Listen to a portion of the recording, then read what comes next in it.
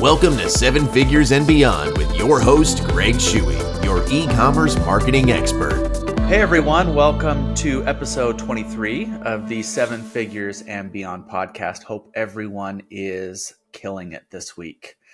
Today, I'm going to be chatting with a truly awesome marketer, one of my friends. Her name is Goni Goder from Keter. So she is the VP of Marketing of North America, and she is tasked with driving growth for the brand across the United States and Canada. And her team are absolutely crushing it right now. Our discussion today is going to be around content marketing. Now, we haven't really had a discussion yet on the podcast around content marketing, so I'm really excited about that. Brand content can take many forms, and it can be used to fuel growth across several different channels, including SEO, email marketing, and paid channels as well. So our discussion is going to be mostly centered around how your brand can keep up with creating relevant, unique, true to brand content that can be distributed through paid channels. So Goni, thank you so much for taking some time out of your day to be with us. My pleasure, Greg. Awesome. Before we dive in, it's my favorite question to ask because I like to learn a little bit about everyone. Would you take a few minutes to introduce yourself to our listeners and share a little bit about your personal story and how you have gotten to where you are today? With pleasure, and thank you so much for having me. So first of all, as you presented me, I'm a marketing VP for Keter. So Keter is at its very essence a products company. We do lifestyle solutions for in and around the home. And by that, we mean we design, produce, and sell to our consumers from a variety of products, from large outdoor sheds, garden furniture, home organization solutions, and DIY. We sell in more than 100 countries. We have long-standing relationships with the biggest retailers in the world. And some may say, most chances are that you have one of our products, but you don't always know that it's a Keter product, and which is my job to change that. My personal story is maybe not your traditional linear one. I've always been drawn to marketing and creativity. I think I'm kind of that odd mix of creativity and analytics. So my first job was with IBM in London doing business development. From there, I kind of developed into strategy. So I was a strategic consultant for a good few years. And then I transitioned to more of a hands-on product management, category management, where marketing, but in a way that's tied to business and numbers, was always part of some of what I did. And I kind of, I grew within Keter from product category into marketing with a digital focus. I've been with Keter a total of around 10 years, I think. Had a bit of break in between. And in this current role, which is, in marketing with a strong focus on digital, I've been for 4 years and based out of Toronto, Canada. That's awesome. I love it. And I remember when we first met, I was like, Keter, I don't know that I've ever heard of Keter before. And then the next Saturday I was in Costco and saw one of your products. I'm like, what on earth? It's wild. And now I've got a shed, I've got a deck box, I'm starting to collect Keter products because honestly, they're the best in the market. I've had other brands of deck boxes and the things just warp in the sun and fall apart, and it's just great stuff. So if you need anything like that, you should go check them out because they've got awesome product. Amazing. Yeah. We do. We live and breathe products. That's really at the core of our DNA. Yep. And then you're selling in Home Depot now, right? Did I hear that? Yes, so we're in store. We sell across all the biggest retailers in the U.S. So we're at Home Depot, Lowe's, Costco, Sam's Club, Target, Amazon, Wayfair, Menards. I'm sure there's a few that I'm forgetting, but everywhere. That's awesome. And obviously, direct to consumer through Keter.com. So that's the space where you can really get an exposure of our full assortment, and you can buy directly from us online as well, per your preference. So we make it easy to buy whenever, wherever.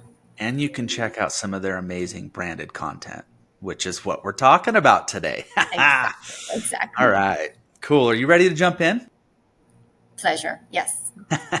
All right. So I think as marketers, we all know that creating great content is hard and time consuming. So let's start out talking about the ideation piece. So, how do you keep up with and get ahead of current trends when creating content? And where do you and your team draw inspiration from when trying to flesh out and develop new ideas? So kind of we do have a lot of flexibility. We're a very, creative team, and we love to try new things. But one of the first things that I did in this role was also create the messaging framework. So there wasn't a lot of happening in the marketing space for our brand, but what was really needed at the time was, who are we as a company? What's our positioning in the market? How do we stand out? So kind of identify the gap in the market, but also do a deep dive into our DNA, because there's a gap, but where do we fit? Where is our messaging and what we bring to the market relevant? In the outdoor space, we did a really interesting consumer research, and it was during COVID, and we realized that consumer have this untapped emotional connection to the backyard.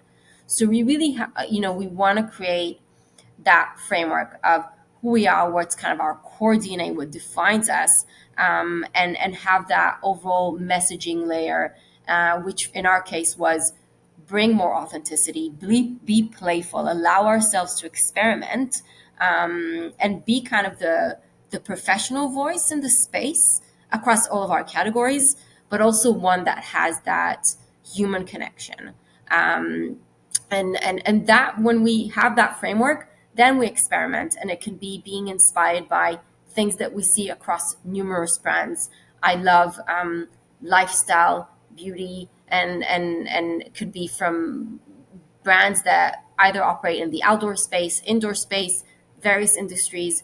And we really look at how do they stay true to their own brand values, but then how do you connect with your consumers in a way that is engaging, that touches on an emotion. So we can be inspired by things that we see happening in the world, and we can be inspired by spending a weekend next to a lake and finding a Keter deck box there and understanding how this, the role our products play in consumers' lives, and then how do we want to bring that aspiration as well as very important tactical information to our consumers. And we constantly learn who is our consumer, what do they like. So we have our annual calendar, but we really touch on experimenting and seeing kind of the immediate feedback of what works. Awesome. You touched on talking to the consumer, listening to the consumer. What do you and your team do on a regular basis to be able to pull those insights from your consumers?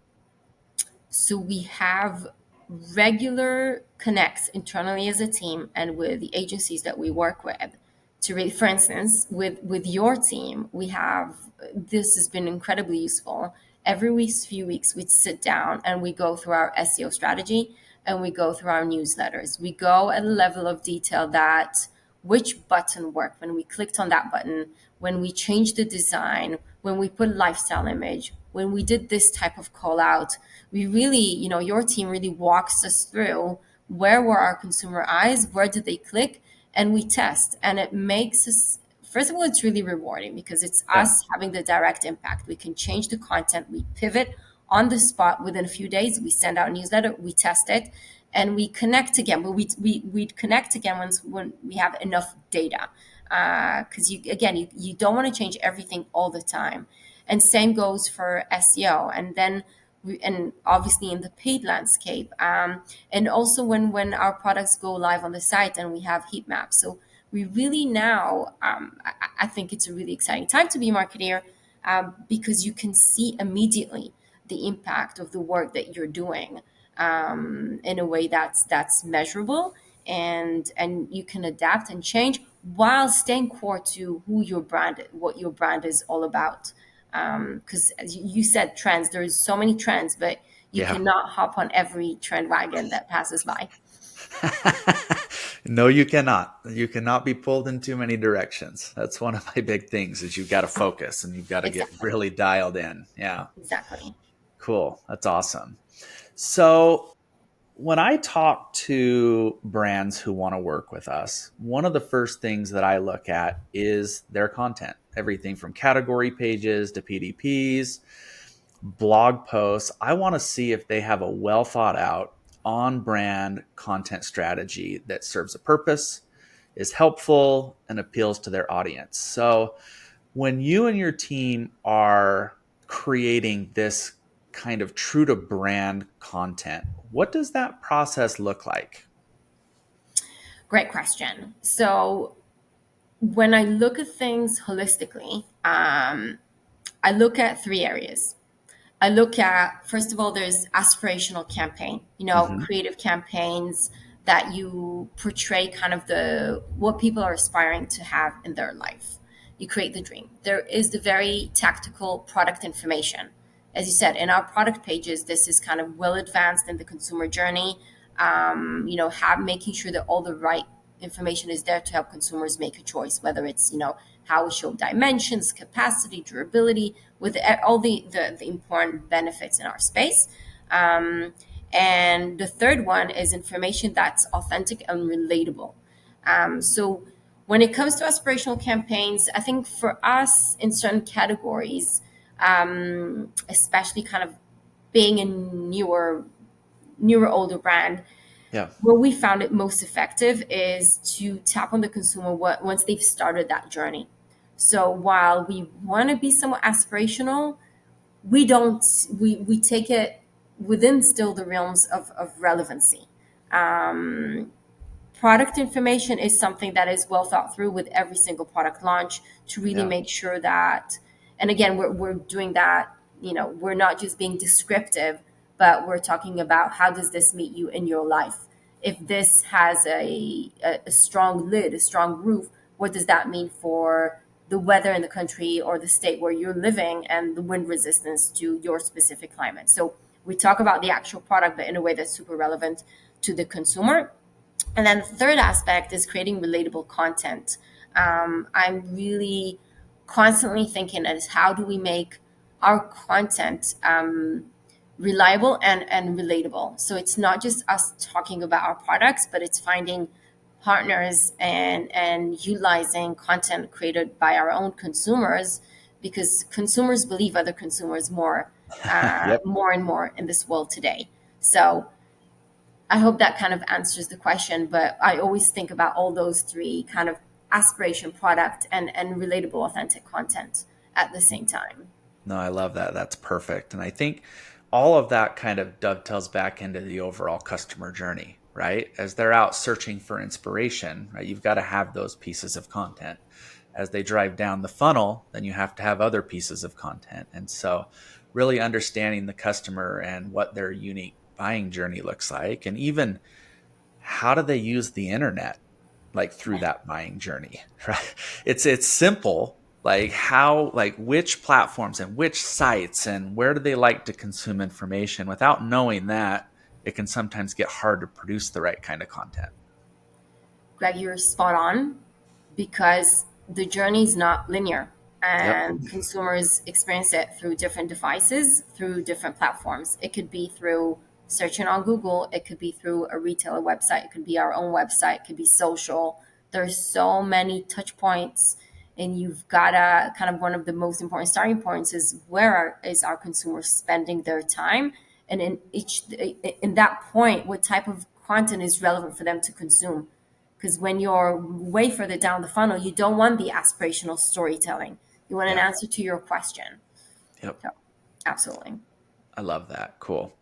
So, I mean, this is probably the $1 million question is, I think anyone can create amazing content. It's when you start to scale is you can start to lose some of that quality and true to brand type content, right? So how does your team scale this kind of work? Like what have you put in place to allow that to happen? So, one of the things that and I don't know if this kind of answers directly your question from a scale, but it's Hmm. more like how do we utilize the content in the best possible way? So every single piece of content needs to work really hard Yeah. for us because it needs to touch on all those multi platforms. If we create content with influencers, we want to utilize it in our site, we want to utilize it in our newsletters, we want to use it in our blog content. So I think there's a bit of a planning stage, like try to get ahead of our promotional calendar Hmm. as far ahead as we can, and that every piece of content needs to work across multiple platforms. And Yeah. it's not easy. It was even kind of from a team structure perspective. At some point, we were being very siloed. So it didn't allow us to, I don't know if it's scale or optimize things more efficiently. But we've kind of worked on that. We made a lot of progress, and it's just kind of also creating those internal connects. I know that, AI is the new buzzword and that kind of touches on creating more content more effectively. Yeah. But I'm a little bit, we're dipping our toes. But at the end of the day, I go back to the point of focus and relatable and not having a sea of sameness. So Hmm. being able to stand out always comes from a creative thought Yeah. and staying unique. So that's something that we're testing to allow us to have more content available quicker, but very, very, with some caution next to it. I like that a lot. How far out do you build your promotional calendars? So we around Q4 we build the next year's calendar of all of our marketing activities. So we put in the rough dates for promotions. And this is more, I'm talking about the space that is the one that's directly handled by us. Because when it Yeah. comes to retailers' promotional calendars, we don't always have visibility way in advance. And that's more something that we work very closely with our sales team to make sure that they have the right content. Got it. But when it comes to the space that we control, we try to have kind of that broad view a year in advance. That's awesome. Uh, but things change, consumer demand changes. So We also fast. so fast, and we really need to pivot and understand, okay, well, we didn't necessarily want a promotion in this category, but it's picking up. So it's having that enough of a framework to allow you to be organized and plan with your content creation, but you gotta learn how to pivot. And Yeah. it's every single day having that discussion. And even right now we have a big content production for planned for June, and the products that we're sending, okay, there's always last minute change because we see this product picking up and it needs better content. That's awesome. So having it built out a long way out, but being able to pivot and adjust is going to be critical. Exactly that. Okay. So what challenges have you faced when trying to scale? I know it's always maybe a little bit scary sharing some, fails or challenges. Where have those come and how did you overcome those? I love sharing challenges because that's kind of what builds us, right? Yep. I think I kind of mentioned it a little bit in terms of retail. So, we work with the strongest retailers, but how do we deliver uniqueness to each one of those retailers? How do we make sure, yes, we sell the Keter or we have, a sub brand Curver? How do we bring that story, but in a way that's right for their consumers as well? And it's very tricky because it's a slightly different consumer. So you really got to understand the nuances between our various customers, Yeah. and it also kind of goes all the way to understanding the nuances between our different consumers and how they shop. So those are things that you want to try to you want to tailor your content as much as you want, as much as possible, whether it's retailer or consumer. In the back in the day, it was you had an ad and it was meeting like millions and millions of eyes. Now Right. you want to get to the stage that what you deliver is specific to that one consumer when they see you, when they meet you. And I think that is an ongoing challenge to make sure that we really capture that. Yep. Agreed. 100%. Um, So how do you kind of tweak your content formats to meet your customer where they are when they need it? Like, what does that look like? So it's I think I feel the most when we work on some organic social content, like organic content creation. Yeah. When it comes to working with your team on newsletter, blog writing, we go back to those sitting down, seeing what works, understanding how does the consumer landscape look like, how's our performance top line look like, what do we see our consumers leaning more into. For instance, we have a subcategory garden beds. Last year it performed extremely strong in February. This year we're seeing a slight delay. So we really look at what's in demand, and then tailor our content, especially in promotions, because promotions are where we find that we hit numerous platforms, and Yeah. we really need to think and come together as a team and say, okay, this is, we don't want to be repetitive, we want to stand out in each single piece of communication. And it could be on our own platforms, and it could be even on Amazon, Home Depot are such advanced retailers in the e-commerce space, and we've got to kind of really be tuned with what they're doing, what their competitive landscape looks like, and how do we stand out. Interesting. Yeah. Yeah. And that's interesting about garden beds. Kind of doesn't surprise me either. I mean, like we had snow here yesterday and it's May 6th, right? People aren't really playing. I get on Facebook and there's a Utah gardeners page and people are like, well, hope my plants didn't just die that I planted in my garden. It's like, I guess you also have to look at weather and different patterns and trends and those types of things, especially for a business like yours. And so, yeah, that's interesting. 100%. So once you put out all this content and you're pushing it out through organic social, paid social, SEO, email, how do you measure the success of that content? So I think there's the KPIs, the standard KPIs that we set forth each year. We look at engagements, we look at clicks, we kind of see what resonates.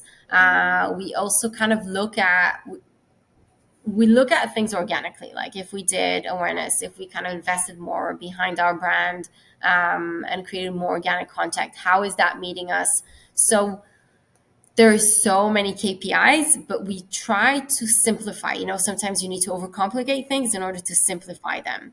We still go back to asking ourselves the basic questions, because there's things that you see the impact right away, and there's things that we know are going to impact us a few months down the line. So it is working with our agencies, working with our teams, looking at kind of those traditional engagement KPIs, but we also look at, do we still stand out? Like, we would also Mhm. work with people outside of our marketing team. We'd work also with sales team and get from them feedback on what resonates when a consumer is walking down the stores. We're very lucky in that Hmm. sense that we have all these, you know, richness of touch points. Yeah. Certain D2C brands developed and then open physical space. Some physical space open. We kind of did everything at the same time, so we can see what's happening on Amazon as well as what's happening in store at Costco or Home Depot, and get Yep. those insights. So we'll do like field agent research and send kind of agents to an in store and get consumer insights from them. So Interesting. we blend traditional with digital as well. That's fascinating. Another thing that I've heard from some clients is they also have a feedback loop from customer service as well. And 100%. I'm sure you Every probably have a bunch of that. every single, it's so important for us to work very close with customer service, and we make changes based on that. So we get tons of feedback from customer service. That is a source of improving the contact us page on the site, because it's not intuitive enough. It is putting new content out there because consumers are not super clear on how to order spare parts. So we created a whole new guidance around spare parts. It's how do we communicate and dialogue with consumers. Everything is so transparent. Every touch point is visible. So yes, that's a very good point, and that's something that is just it's become so organic to how we Yeah. work. You've really got to break down those internal silos for sure. it's more important now than it ever has been, ever. And so, Agree. It also is a source of opportunity because there's so yeah, much knowledge inside the organization, from our yep. salespeople that speak to the merchants and visit the store, to consumer service that speaks to end consumers, our social platforms, everything. What are we? It's May. We're almost 5 months into the year. What predictions do you have for the rest of the year and even into next year when it comes to content initiatives for a D2C brand? So one of the things that I really am thinking about a lot at the moment is influencers versus kind of your user generated content. Yeah. I think that consumers several years ago, the problem, one of the areas that influencers really delivered tons of value is, people didn't believe brands as much. There was a bit of a trust issue. Influencers, you've got to be really filter the right fit for you, the right fit for them. I love working with influencers. I think they bring tons of fresh perspective. They have such loyal communities and audiences that they've built. But I also see some cases and some instances where trust issues begin to emerge.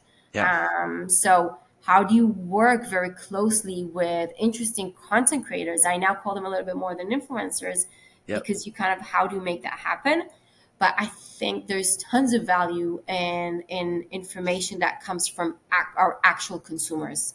When they write reviews, when they share their content, I think it plays such a huge role in what our consumers in their decision to buy something. So it's a huge area of focus. I don't want to like the buzzword like our reviews, the new influencer content, is that the new media? But I think Yeah. that's something super important.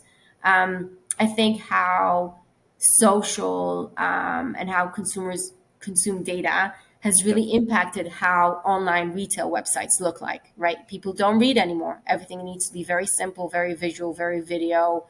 Nothing new, but that's something that led us to do a complete revamp of our content, and how we utilize graphic. And as I said, kind of digital tools, AI, it's something that we started utilizing very effectively in our product development processes. Interesting. Allowed us to bring a lot of innovation to the retailers we work with. We've done beautiful projects. So we've done it as part of product development, and now we're exploring how do we utilize that for content creation, again, in a way that stays very true to our Yeah. brand. Got to be careful there with AI and Very, keeping it like brand centric for sure. exactly. Cool. I love that. Yeah, and I love calling influencers creators these days. So I think we're really aligned right there for sure. I agree, and they're amazing creators. I love Yep. sending products and giving kind of free reign, and the results we get, we just our team's obsessed with it. It's so much fun. So I love that from a creativity perspective, Yeah, and that's kind of how we view it as a team. that's awesome. How are you scaling that up? Or are you scaling it? Or do you kind of just have like, you know what, we want to work with X number of creators and that's great for us? So it's a process. Yeah. Progress over perfection. We do kind of work with about 10 to 8 influencers per season, Okay. which I think it's not a lot, but it's still something that we get a lot of value from. And we Sure. also try to maintain those relationships, right? We also ask ourselves as a brand, how do we bring this person who built such a huge community, how do we bring them value as well? Hmm. So we really try to keep, it's about people, and we currently don't utilize tools in that space. We really are maybe a bit traditional in that sense, that it's important for us to really dive into that influencer, really make sure that the fit is there. And I think one areas of scaling can be potentially through work around reviews and content that we get from there. And then, next year we really are testing some new things this year that we're hopefully going to optimize more and use more next year. That's awesome. I don't run across many brands who work with so few influencers, but the approach makes a lot of sense, right? So I love that. That's awesome. Yeah. All right. Well, you've dropped some serious knowledge on us today. Do you have any final words of wisdom that you can impart upon us before we end? I think it is really interesting to developing marketing in the digital landscape. For myself, it's always been about, I think, two things: creativity, always staying creative, trying new things, seeing what works, trying to be unique and stand out. And secondly, the people that we work with, whether it's influencers, whether it's partners such as yourself, whether it's our own team, there's a way of working together, of being respectful, of knowing that we spend so much time together, so many hours together.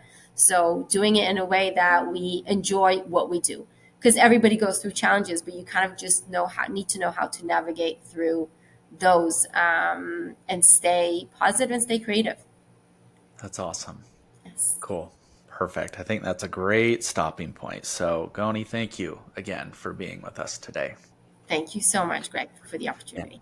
And I'm going to have one more question for you Yeah. in just a second, because I'm curious if you guys are using this. So, in our next episode, Laurel is going to be back. So, she's taken a good solid month off.